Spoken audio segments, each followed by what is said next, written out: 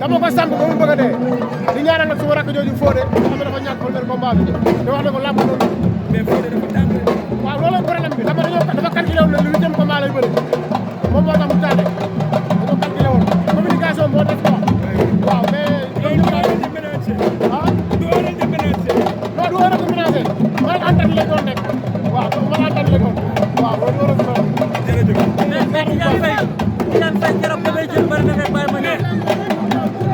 yow yaa kaw Gourdin gars yi kay lam laabe. man bari naa lépp man bu ñëw baax na. mais kaw Gourdin. loolu yëpp li ma la man bari naa pour ñëpp man bàyyi ma fi kenn.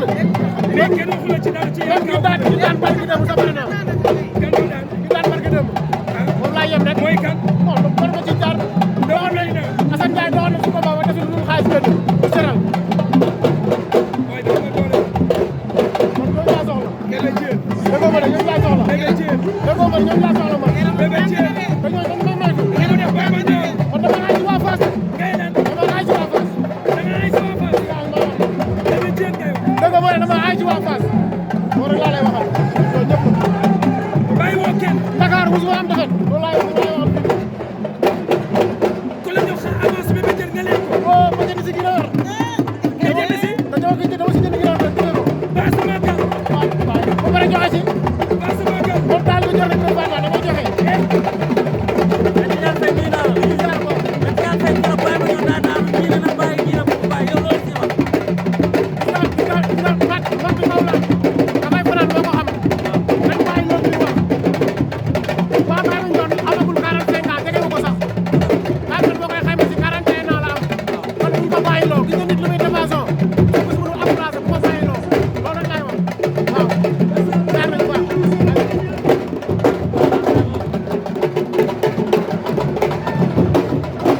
nee na nañ ko jox Bébé Diène.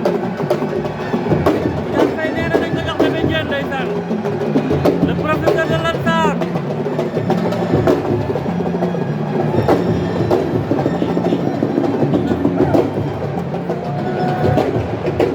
Tidiane Faye moom nee na nañ ko jox Bébé Diène ndeysaan.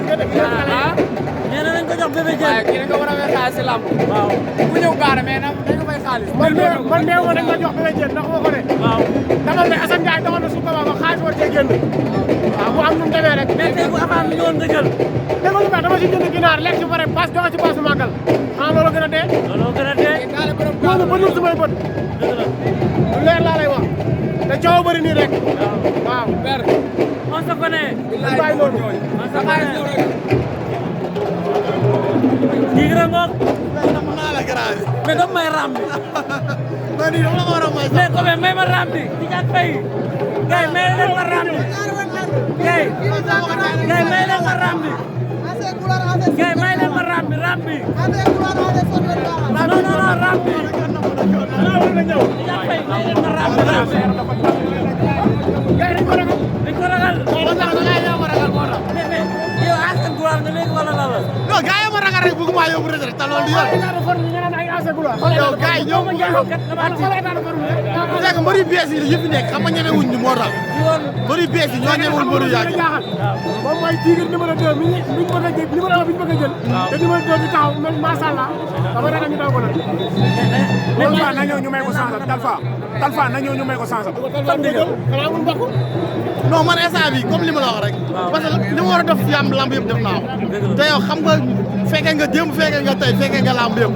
ñun xam nga suñu carrière ak suñu promesse lamb lépp fu mu jaar. xam nga ne ay lamb yu métti la doon am génn si. essayé na kon buñ toogee ba tey bëriwuñu parce que bëri ñoo ñuy éviter. parce que def nañ ay bëriwu man presque def na ay 5 ans bëriwu. loolu bëri na Tigre. non trop dafa bëri da ngay am ay proposition après da ngay jékki-jékki lamb bi di am. mais dinañ la gis xanaa. non non déwén man chaque lamb damay bëgg a bëri stade bi dama fay bëreegul looloo ma métti sànq maa ngi koy wax arbitre yi léegi ñoom samay xarit lañ ñu ne ma gisagul la nga raam man stade bi dama fay bëgg a bëri même bu nekkee benn yoon sax kon moo tax ku pare pour bëri rek pare naa ko dëgg la kenn daal ba pare di raam noonu la demee noonu laa bëgg combat maa ngi bëgg combat samedi bi sax combat Youssou Ndour bi ku daan rek pare naa pour bëri moom même ku daan bu bëggee bëri man sax bëgg naa bëri kii pare naa ko li ko nag moom bu yàgg bégal na ma façon bégal bu ne mais kii jëlee la de barke yàlla nee naa ku jóge ci Belende ba jóge ci Boy Jaxaaw jóge ci Dougar maintenant man lamb ji zéro stress nga ma teg parce que bégal na ma façon bégal bu nekk kon moo tax amatuma stress si moom quoi billahi kon naan naa ñaanal ko rek yow ñoo far naa la gis fii maraam nga daan maraam nga raam jubali lantaar ànd ak ñoom Tidiane Faye ànd ak ñoom Cissé Max ànd ak Modou lantaar yëpp Talfa na ñëw ñu may ko sansam Talfa na ñëw ñu may ko sansam pare nga Talfa pare naa bu yàgg yéen a mooy bandi parcelle na ñëw ñu may ko sansam daam ñibi na ñëw ñu may ko sansam saaru boy naa bëgg a bëre yow xam nga man bëgguma lamb du yoon la musul yow voilà kon yow xam nga lépp RDV xam nga lépp jërëjëf